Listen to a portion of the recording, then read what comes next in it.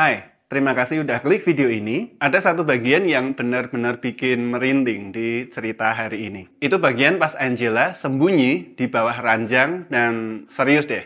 Pas kalian sudah sampai di bagian itu, kalian bakal ngerti apa yang aku maksud. Oke, kita mulai.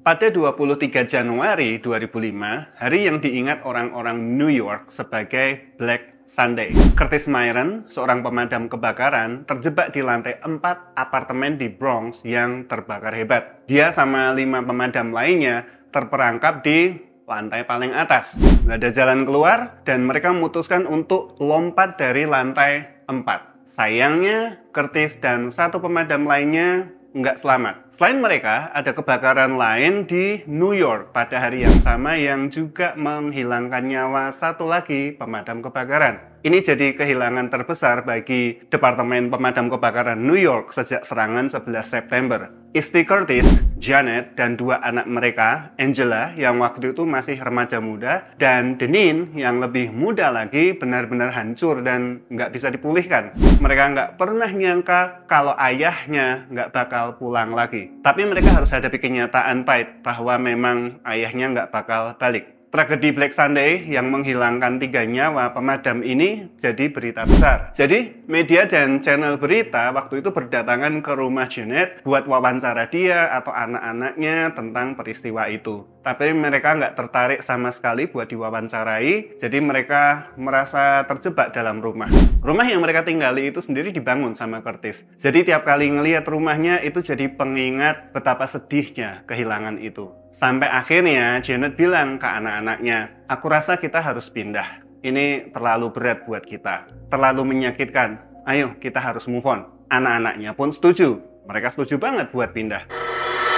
Jadi Janet mulai cari-cari rumah dan nggak lama kemudian dia nemu rumah kecil yang oke di Long Island, tapi lebih jauh dari kota. Rumah itu berdiri di atas tanah seluas 1 hektar yang harganya sangat murah pada saat itu. Pas mereka datang ke propertinya, Janet lihat rumah itu perlu banyak renovasi. Tapi teman-teman pemadam, Curtis, dengan semangat menawarkan diri buat membantu renovasi rumah itu. Jadi Janet beli rumahnya dan dengan cepat mereka bertiga pindah ke sana. Semua teman-teman pemadam Curtis pada datang dan mulai renovasi besar-besaran di rumah itu. Mereka betul-betul bongkar rumah itu sampai kerangka dasarnya dan membangun ulang semuanya. Karena proyek renovasi besar-besaran ini jadi banyak pintu dan jendela yang nggak aman. Jadi malam-malam Janet sering merasa nggak nyaman. Jadi dia pergi beli 7 kamera buat dipasang di luar rumah biar mantau propertinya, CCTV ya. Semua CCTV itu terhubung ke laptop, jadi dia bisa nonton rekamannya kapan aja. Dan dia sering banget tanpa sadar mantengin kamera di laptopnya buat ngeliat apa yang terjadi di sekitar rumah. Suatu malam, Janet lagi di rumah, anak-anaknya ada di lantai atas, dan dia buka laptop buat lihat feed dari 7 kamera yang dipasang di luar. Dia jujur ngaku kalau nonton feed dari kamera itu seru juga. Rasanya kayak keren aja ya, bisa lihat apa yang terjadi di luar tapi tetap aman di dalam rumah. Dia lagi nonton salah satu feed yang ngasih pandangan ke pinggiran propertinya, di mana masih ada hutan yang berbatasan langsung sama tanah mereka. Di dekat situ juga ada ayunan dan driveway. Pas dia lagi mantengin halaman depan yang luas, tiba-tiba dia lihat ada sosok keluar dari arah hutan. Sosok itu kayak pria pakai jubah jalan ke arah driveway mereka, lalu berhenti dan menatap ke rumah. Janet kaget sama apa yang dia lihat. Dia sampai nggak ngapa-ngapain, cuma diam aja sambil mantengin sosok itu. Setelah sosok itu berhenti dan menatap rumah beberapa saat, dia balik badan, langsung masuk lagi ke hutan dan menghilang. Malam itu udah cukup larut dan Janet nggak yakin apa yang baru saja dia lihat. CCTV-nya juga bukan yang high definition gitu, jadi dia pikir itu mungkin cuma binatang atau malah cuma error aja di kameranya. Sementara itu, pas Janet lagi mantengin laptop, di lantai atas 2 anaknya ada di kamar masing-masing di ujung koridor yang berbeda. Angela lagi tiduran di ranjangnya, punggungnya nyandar ke dinding sambil baca buku. Tiba-tiba dia dengar suara ketukan kecil di dinding tempat punggungnya bersandar. Jadi dia bisa ngerasain getarannya. Dia langsung duduk tegak, taruh bukunya, dan mulai dengerin dengan seksama arah suara ketukan itu. Nggak lama kemudian, dia dengar suara itu lebih keras. Duar, duar, duar. Dia langsung lompat dari ranjangnya, buka pintu dan melihat ke bawah. Dari tempat dia berdiri, dia bisa melihat ruang tamu di lantai bawah. Dan langsung melihat ibunya lagi di depan laptop. Ibunya jelas lagi nggak ngetuk apa-apa. Dan adiknya, Denin, juga ada di kamarnya sendiri, di ujung lorong. Jadi, nggak mungkin yang bikin suara itu adalah Denin. Angela balik lagi ke kamarnya sambil mikir, mungkin halusinasi kali ya. Lalu dia tempelkan kupingnya ke dinding itu buat dengar lebih jelas. Tapi begitu kupingnya nyentuh dinding, dia langsung dengar suara keras kayak ada yang hantam dinding itu pas dimana dia dengerin itu. Itu jelas bikin dia panik. Dia langsung lompat ke ranjangnya, tarik selimut dan sembunyi di bawahnya. Yang Angela nggak tahu, Denin itu juga dengar suara ketukan, tapi suaranya datang dari pintu, bukan dinding. Denin mikir itu mungkin ibunya yang datang buat lihat dia. Jadi dia bangun, jalan ke pintu, buka. Tapi nggak ada siapa-siapa di luar. Dia juga lakukan hal yang sama kayak Angela. Ngintip ke bawah dan lihat ibunya masih duduk di depan laptop. Dia juga lihat pintunya si Angela ketutup. Jadi nggak mungkin itu Angela. Denin nutup lagi pintunya. Dan begitu pintunya tertutup, dia langsung dengar 3 ketukan keras di pintu yang baru aja dia tutup itu. Dia buka lagi pintunya, tetap nggak ada siapa-siapa. Sama, Denin juga langsung kabur ke ranjangnya dan sembunyi di bawah selimut. Kedua anak itu bilang dalam wawancara, kalau suara ketukan itu terus berlanjut beberapa kali sepanjang malam. Tapi pada akhirnya mereka berdua berhasil tidur juga di bawah selimut tadi. Besok paginya, mereka turun ke dapur dan cerita satu sama lain tentang apa yang mereka dengar semalam. Dan saat mereka cerita, mereka mulai saling bikin takut karena ternyata mereka berdua ngalamin hal yang sama tanpa tahu sebelumnya. Angela bilang ke Denin, aku dengar suara ketukan. Dan Denin langsung tambah panik, aku juga dengar suara ketukan. Mereka jadi makin takut dan pas Janet masuk dapur, dia ngeliat anak-anaknya lagi ngobrol serius soal sesuatu yang bikin mereka tegang. Janet nanya, ada apa? Kalian ini ngomongin apa? Mereka bilang, Bu, kayaknya ada yang salah sama rumah ini. Semalam kita dengar suara ketukan, aku dengar itu, dia juga dengar itu. Janet cuma bilang, ini kan rumah baru, kita belum terbiasa sama suara-suara yang ada. Mungkin cuma suara pipa atau lantai kayu yang bunyi. Jangan terlalu dipikirin, rumah ini aman. Begitu kata ibunya. Dalam beberapa hari berikutnya, beberapa pemadam kebakaran yang bantuin renovasi rumah mulai kerja di basement. Basement atau lantai bawah tanah itu penuh banget sama barang-barang. Kayak penghuni sebelumnya itu nggak pernah ngeluarin barang apapun, mungkin gudang gitu ya. Ada mesin-mesin tua, perabotan kuno, kotak-kotak yang aneh, dan kertas-kertas yang berserakan di mana-mana. Langkah pertama, ya dibersihin semuanya dulu. Jadi, pemadam-pemadam itu mulai mengeluarkan semua barang dari basement. Salah satu dari mereka namanya Tom.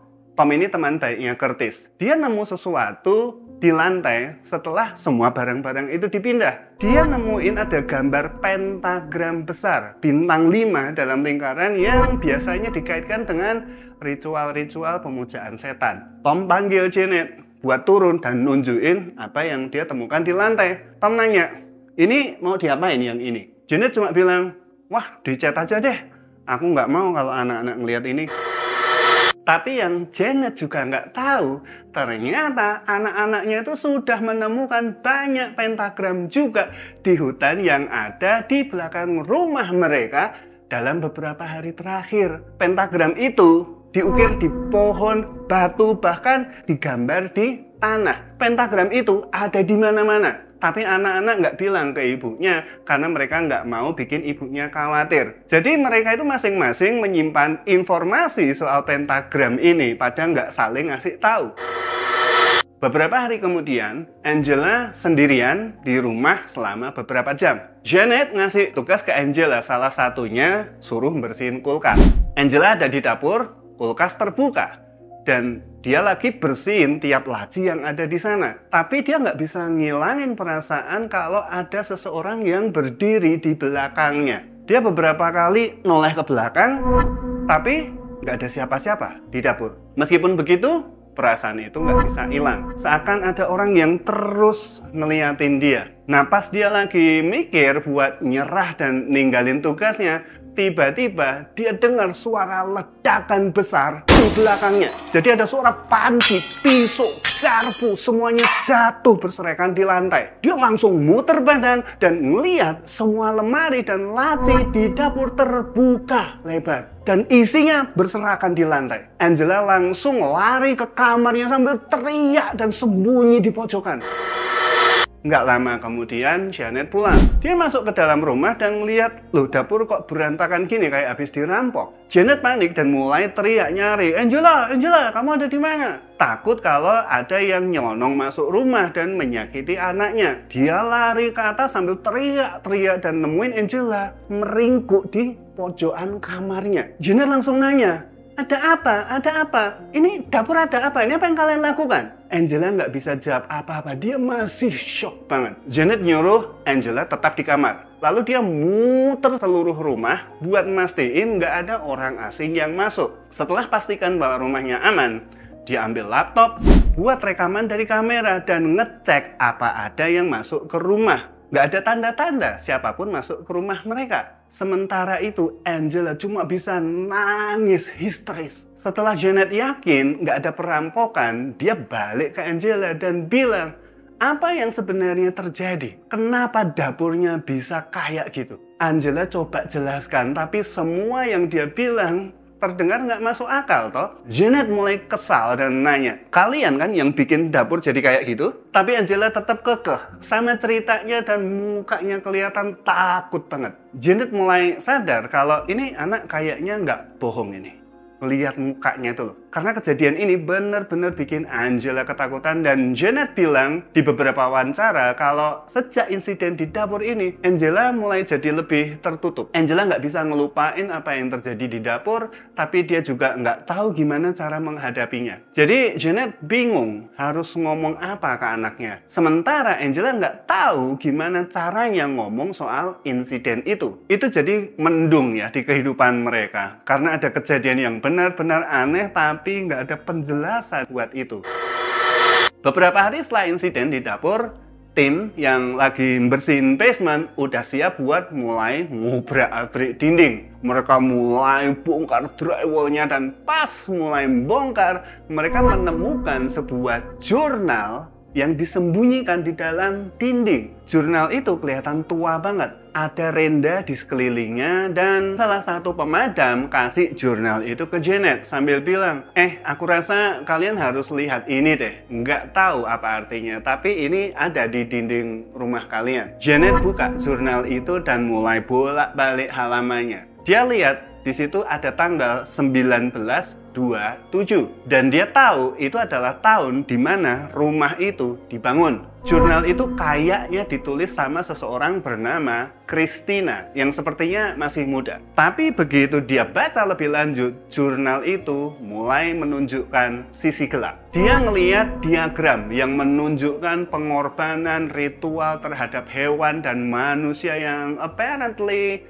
pernah terjadi di rumah ini. Diagram ini jelas banget nunjukin bahwa semua itu terjadi di basement. Yang lebih aneh lagi, ada ruangan di basement yang mereka nggak tahu itu buat apa. Di bawah tangga, bukan benar-benar lemari, tapi semua dindingnya itu dari semen. Selama ini mereka penasaran itu sebenarnya buat apa. Dan beberapa diagram menunjukkan bahwa beberapa pengorbanan dilakukan di bawah tangga di ruangan itu. Janet mutusin buat nyimpen jurnal itu, anak-anaknya nggak dikasih tahu. Dia nggak mau mereka tahu kalau jurnal itu ditemukan di dinding rumah mereka.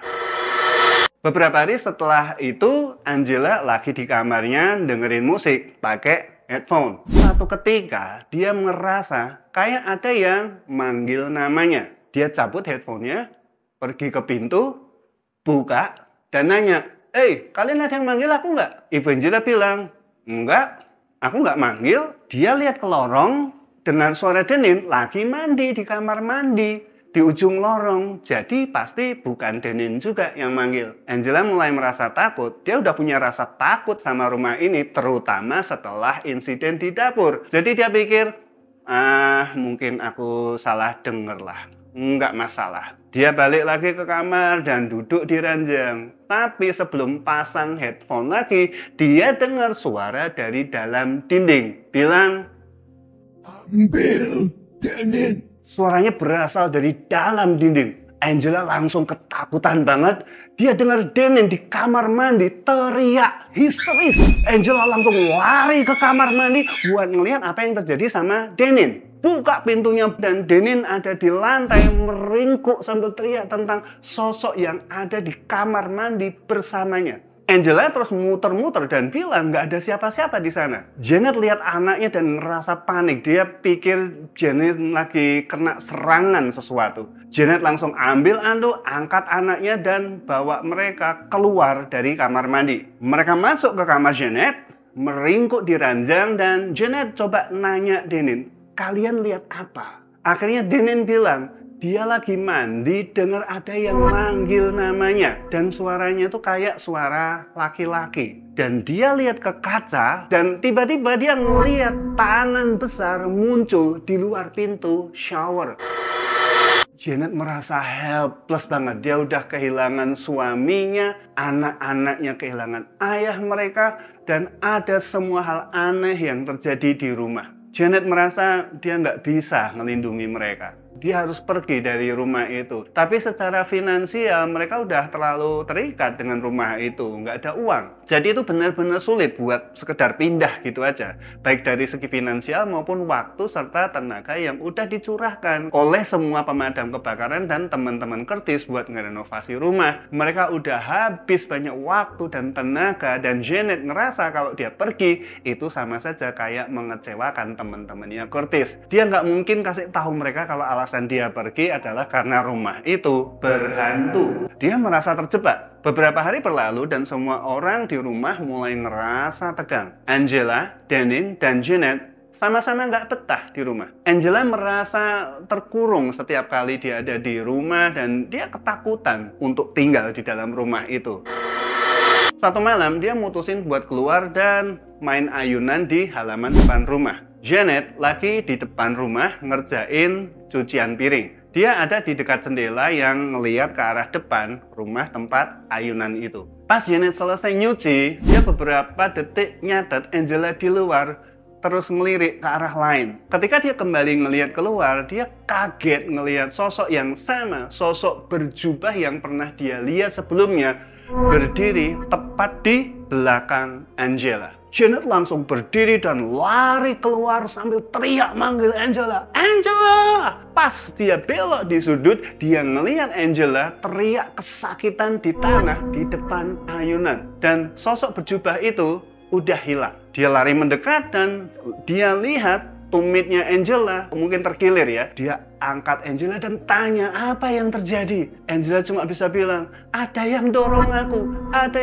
aku dari ayunan. Mereka langsung pergi ke rumah sakit dan ternyata memang tumitnya Angela patah dan terkilir. Begitu mereka pulang malam itu, Janet buka laptop dan lihat rekaman dari luar. Dia ngelihat sosok itu keluar dari hutan. Ayunan itu ada tepat di samping hutan. Sosok itu berdiri tepat di belakang Angela dan tampaknya mendorong Angela sebelum kembali masuk ke hutan. Janet langsung telepon polisi, nunjukin mereka rekamannya dan mereka semua benar-benar merasa bingung. Mereka bisa jelas ngelihat apa yang terjadi tapi mereka nggak bisa mengidentifikasi sosok itu. Mereka cuma bilang supaya hati-hati, jangan masuk hutan, dan kalau lihat sosok itu lagi di rekaman, segera lapor polisi. Di titik ini, Janet udah ketakutan banget. Dia nggak bisa melindungi anak-anaknya. Dia terus berada di sekitar anak-anaknya 24 jam, 7 hari. Mereka tidur di ruangan yang sama. Satu-satunya waktu dia meninggalkan mereka adalah di siang hari buat waktu-waktu yang pendek aja.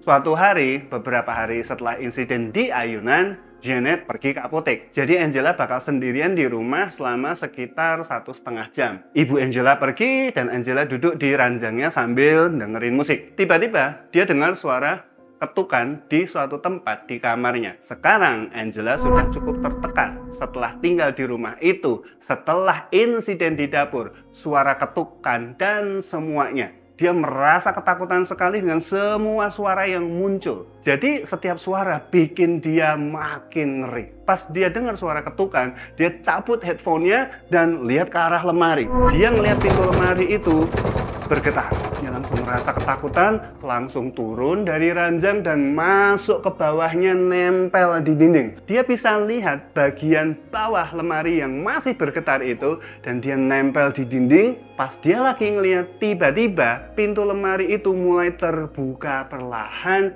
dan lihat ada sosok keluar dari lemari seakan udah berdiri di dalam lemari selama ini. Dia bilang ada bau yang mengerikan yang menyebar di dalam ruangan itu. Sosok ini punya kaki manusia yang telanjang tapi warnanya gelap banget. Susah banget buat mengenali apakah itu terlihat seperti manusia atau bukan. Tapi sosok ini mulai berjalan di sekitar kamarnya. Dia yakin sosok itu lagi nyari dirinya. Angela bisa dengar suara langkahnya saat sosok itu melangkah ke seluruh ruangan. Pada suatu saat sosok itu keluar dari kamarnya, masuk ke lorong. Angela cuma terbaring di sana, berharap sosok itu nggak balik lagi. Ketika dia pikir sosok itu udah turun ke lantai bawah, tiba-tiba semuanya jadi sepi. Dia mulai dengar suara berlari, naik tangga dan masuk ke kamarnya. Suara langkahnya langsung ke arahnya, dan dia bisa dengar suara pegas ranjangnya berdiri tepat di atasnya. Matanya terbuka lebar dan mulutnya tertutup. Tiba-tiba kepala sosok itu muncul, menatap langsung ke arahnya dengan wajah gelap dan mata cekung. Kulitnya terlihat kayak busuk, seakan kulitnya itu terkelupas dari kepalanya, dan dia cuma ngeliatin Angela dari atas. Saat itu Angela berteriak keras banget, dan sosok itu mundur kembali ke atas ranjang. Sekarang duduk tepat di atasnya. Angelanya di bawah ranjang. Angela teriak tanpa bisa dikendalikan, dan dia dengar sosok itu turun dari ranjang, tapi dia nggak tahu kemana sosok itu pergi di dalam ruangannya. Selama 45 menit berikutnya, dia terbaring di sana nunggu sosok itu balik lagi, ngerasa sosok itu tahu di mana dia. Tahu bahwa Angela masih ada di bawah ranjang. Dia bisa dengar sosok itu sesekali berlari sekitar rumah. Bau busuk itu masih mengisi ruangan. Pada suatu saat dia dengar suara mobil ibunya di luar dan langsung teriak manggil ibunya, "Mama, Mama." Ibunya pasti dengar dia karena dia langsung masuk ke rumahnya. Dia lari naik tangga sambil teriak manggil Angela, Angela, Angela, dan Angela teriak manggil ibunya, "Mama, aku di sini." Akhirnya Janet ketemu sama Angela yang lagi terbaring ngumpet di ranjangnya. Dia tarik Angela keluar, peluk dia dan berusaha pahami apa yang terjadi. Angela bilang, "Dia ada di rumah, dia ada di rumah." Nggak tahu itu apa. Itu keluar dari lemari, aku takut mah. Janet langsung nyari-nyari di seluruh rumah, berharap bisa nemuin sesuatu atau seseorang, tapi nggak ada apapun yang bisa dia temukan. Di titik ini, Janet sudah hampir putus asa, nggak tahu harus gimana lagi. Dia bawa Angela ke mobil dan mereka pergi nyari Denin. Denin waktu itu lagi bareng sama temennya. Setelah itu mereka bertiga langsung ke rumah orang tua Janet. Di sana, Janet telepon seorang investigator paranormal. Dia bilang, "Aku butuh bantuan, aku butuh cara buat ngilangin semua yang terjadi di rumah." Dia pun terhubung dengan seorang wanita bernama Liz yang nawarin diri buat bersihin rumah mereka. Setelah proses pembersihan selesai, Janet ngerasa seolah semuanya di rumah itu berhenti. Yang lebih mengejutkan, Janet, Angela, dan Denin akhirnya memutuskan untuk tetap tinggal di rumah itu, di mana mereka merasa yakin pembersihan itu sudah mengusir sosok apapun itu. Dan sampai hari ini mereka masih tinggal di situ. Kalau aku sih udah pasti cabut ya dari rumah itu dan mending nggak balik lagi. Kalau kamu gimana? Jadi aku penasaran nih, apa menurut kalian ada entitas paranormal yang menguntit mereka di rumah itu? Atau kalian pikir ini semua hanya produk dari kesedihan dan kecemasan ekstrim setelah kehilangan suami dan ayah mereka? Atau mungkin ada penjelasan lain. Terima kasih udah dengarkan ceritanya sampai selesai. Dan kalau belum, jangan lupa subscribe ke channel ini supaya kalian nggak ketinggalan cerita lain yang aku unggah tiap minggu. Tolong tulis juga komenmu tentang video ini ya, dan saranmu untuk cerita berikutnya. Oke?